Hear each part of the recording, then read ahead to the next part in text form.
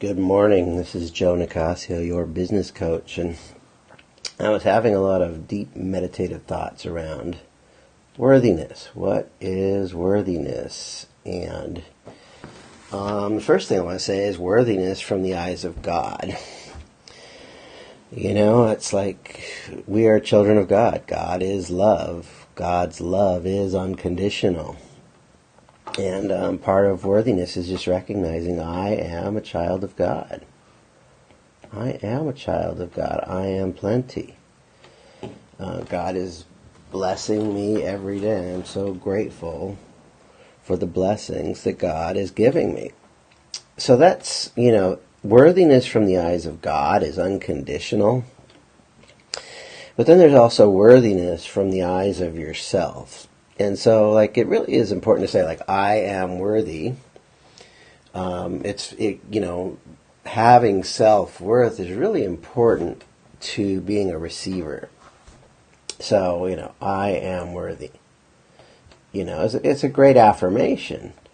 The problem is affirmations without discipline are the beginning of delusion. So, just saying I am worthy does not make you entitled. There's a difference between worthiness and entitlement. We're going to come back to that in a minute. So, saying I am worthy, that's like being an optimist. But if you really want to get past just being about yourself, how are you? Are you just being an optimist? Or are you being an optimizer? Are you statically stating I'm worthy, or are you constantly doing things to make you better and increase your levels of worthiness? Affirmations without discipline are the beginning of delusion, said Jim Rohn. And I totally agree with this. But here's the thing is you might be saying I am worthy to yourself, and it feels really good, and that's a great place to be a good receiver. But if you go to the marketplace and just say, I am worthy, you got to be careful that this worthiness doesn't turn into some kind of sense of entitlement, because that's kind of toxic, just having an attitude of entitlement. So in the marketplace, what are you giving? What are you serving? What are you providing to other people? The marketplace is other people. What are you doing to give, share, serve, contribute, improve, enhance the lives of others for themselves, for their spouse, for their family, for their coworkers, for their community? When you enhance the lives of others to the marketplace, and big part of this is, if you give, share, serve to others in a big way, that does make you more worthy, but a big part of this condition is the marketplace needs to perceive that value. They need to perceive your worth. So if you've got a tremendous amount of value, but you're not communicating it effectively to the marketplace isn't going to give you a lot of reward. And so we want to ask ourselves, how am I giving more? How am I serving more? How am I providing more for others and making other people's lives in the marketplace? When you do that, you actually get paid money. Now, the way we do that is making ourselves a better self. So we don't just stay optimistic about what we provide for the marketplace. We actually become an optimizer and do our self-improvement to make sure that we improve ourselves to help other people. When we do that, we have a higher degree of worthiness versus entitlement. Entitlement, I think, is what gets people in a lot of trouble. And I want to read something I found from Seth Godin on his blog. He said, entitlement versus worthiness. Entitlement is the joy killer. Halloween is hardly what it could be. Any other day of the year, hand a kid a chocolate bar and he'll be thrilled. Do it on Halloween and it's almost worth nothing. When you receive something you feel entitled to, something expected that you believe you've earned, it's not worth much. And when you don't receive it, you're furious. After all, it's yours, already yours, and you didn't get it. Whether you're wearing a hobo costume or showing up as a surgeon after years of medical school, entitlement guarantees that you won't get what you need. Worthiness, on the other hand, is an essential part of receiving anything. When you feel unworthy, any kind of response, positive feedback or reward, feels like a trick, a scam, the luck of the draw. It's hardly worth anything because you decided in advance before you got the feedback that you weren't worthy. It is possible to feel worthy without feeling entitled. Humility and worthiness have nothing at all to do with defending our territory. We don't have to feel like a fraud. Also, be gracious, open, or humble. Both entitlement and unworthiness are the work of resistance.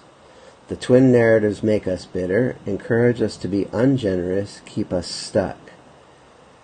Divas are divas because they've tricked themselves into believing both narratives, that they're not getting what they're entitled to, and perversely, that they're not worth what they're getting.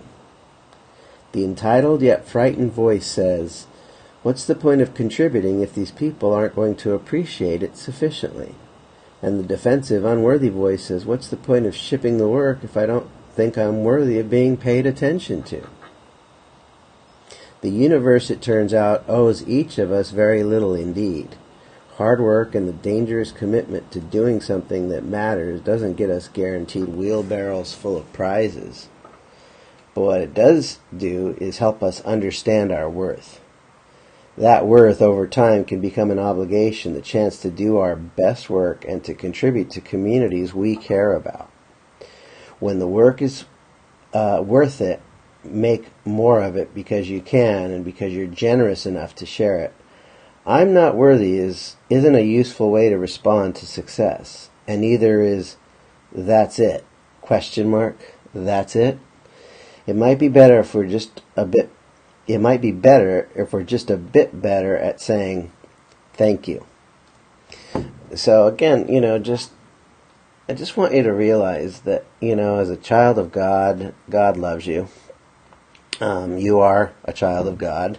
You are plenty. And it's really important to have a sense of self-worthiness, to say, yes, I am worthy. But you don't become worthy by just being an optimist. You become worthy by being an optimizer, constantly making yourself and everything you do better. Because if you don't really make yourself better, you're not really coming from a place of worthiness. You're coming from a place of entitlement, which isn't healthy. We want to have that healthy sense of worthiness that we're constantly working on becoming better, not just being an optimist, but being an ongoing and continuous optimizer. And when we optimize ourselves and we optimize what we show up as for other people, when we show up to the marketplace, giving, sharing, serving, providing for others and making other people's lives, it increases our sense of worthiness, because the marketplace is constantly asking, what are you offering? What are you doing for me? What have you done for me lately? And so we need to constantly come to the marketplace, not just as an optimist, but as an optimizer of ourselves and others, to improve not only our lives, but the lives of others. And when we do, the marketplace will reward us by paying us. Those are some of my thoughts on the difference between worthiness in the eyes of God versus worthiness in the eyes of yourself, and worthiness in the eyes of the marketplace. I hope this is useful. I'd like to actually encourage you to comment on this. If you've got ideas on worthiness and the difference between worthiness in the eyes of God versus worthiness in the eyes of yourself and worthiness in the eyes of the marketplace, I would love to see your comments below. If you think somebody else would get some value from this, please share it with others. And, I can help you in all these things. I know God loves you, and I know that there's ways we can help you make yourself better. But my whole thing is helping you become more worthy in the eyes of the marketplace, helping you actually become better and showing up better so you get paid more. This is Joe Nicasio, your business coach. Thanks for watching. Thanks for sharing, and reach out if I can help you make your life and your business better.